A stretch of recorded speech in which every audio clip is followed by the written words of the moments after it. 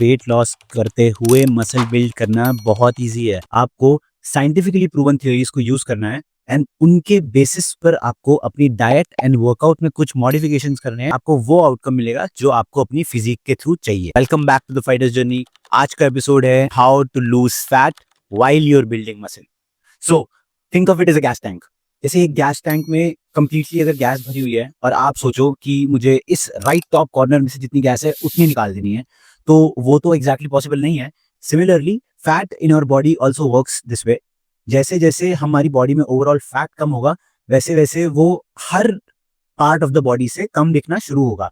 ऐसा नहीं हो सकता कि आप चाहो कि मेरा सिर्फ बेली फैट कम हो जाए या सिर्फ आर्म फैट कम हो जाए या लेग से फैट कम हो जाए और वो हो जाएगा। आज हम स्टार्ट करते हैं हमारे मेटाबॉलिज्म के हिसाब से। 90% लोगों को ये बात पता है, जिसका मेटाबॉलिज्म ज्यादा फास्ट होता है उसको वेट गेन करने में डिफिकल्टी होती है। जिसका मेटाबॉलिज्म स्लो होता है उसका वेट बहुत जल्दी गेन होता है, बट लूज करने में उसको डिफिकल्टी होती है। अब इसी के अंदर मैं एक टर्म और ऐड कर देता हूँ, जिसे कहते हैं बेसल मेटाबॉलिक रेट।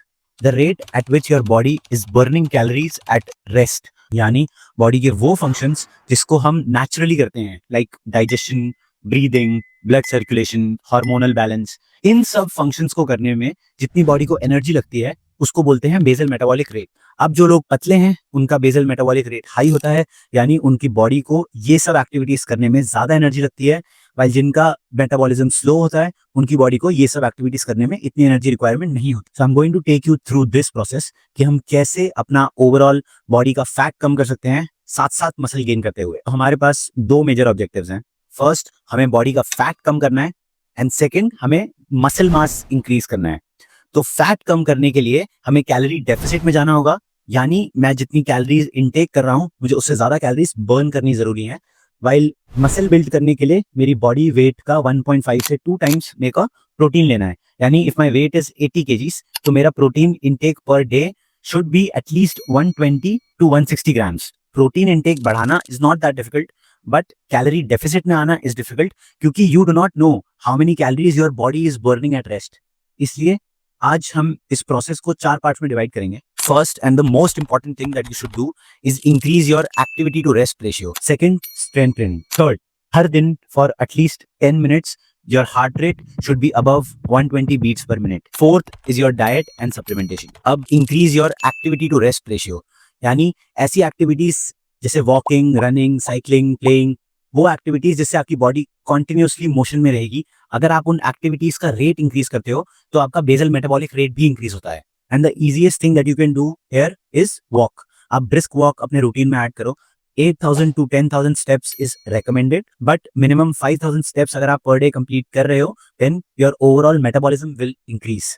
साथ साथ अगर आप कोई स्पोर्ट ऐड करते हो तो it is going to be an additional advantage, क्योंकि इस टाइम पर muscle activation is the highest, which is why आपकी कैलोरी सबसे ज्यादा बर्न होती है किसी स्पोर्ट को खेलते वक्त। Strength training. अब सबको पता है कि मसल बिल्ड करने के लिए स्ट्रेंथ ट्रेनिंग करना इंपॉर्टेंट है, बट ये सिर्फ मसल बिल्ड नहीं करेगा।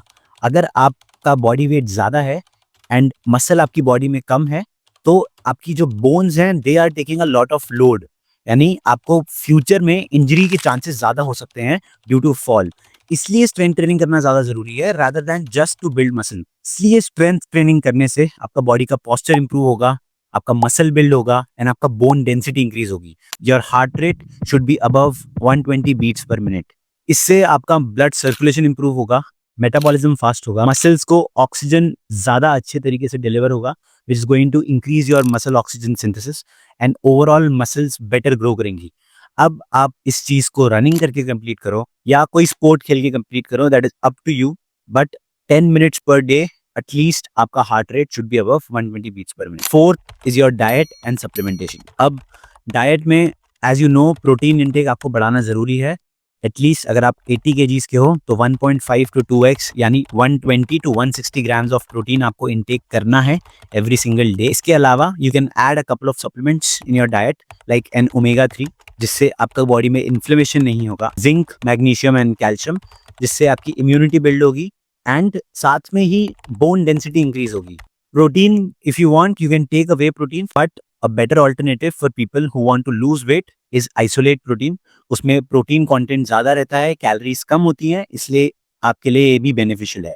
अगर अपनी डाइट खुद से प्रिपेयर कर सकते हो then I would suggest you get an air fryer. Air fryer में आप खुद से अपना मील्स प्रेप कर सकते हो। इससे आपका ऑयल डिपेंडेंस कम हो जाएगा and oil you can cut out from your diet. Lastly you suppose to monitor your diet. सबसे ईजीएस्ट तरीका जो मेरे को लगता है, या तो आप अपने फ़ोन में कोई ऐप डाउनलोड कर लो जिसमें आप अपना calorie burn based on your BMI, age, weight and height आप ऐप को बता दो और उसके साथ अपना वर्कआउट एंड डाइट शेयर करोगे तो it is automatically going to tell you कि आपने आज कितना कैलोरीज बर्न किया है एंड कितना कैलोरीज इनटेक किया है। इससे ईजियर अगर आपको कोई रिक्वायरमेंट है तो आप चैट जीपीटी को अपनी details for your intake of calories and your calorie burn अगर आप दे दोगे तो चैट जीपीटी भी आपको एक अप्रॉक्सीमेट नंबर दे देगा कि आपने इतना कैलोरी सरप्लस किया है आज या इतना कैलोरी डेफिसिट किया है आज। If you follow this for 21 days, let me know how it feels, कैसा लगता है, क्या चेंजेस आए आपकी बॉडी में। And I will see you in the next video.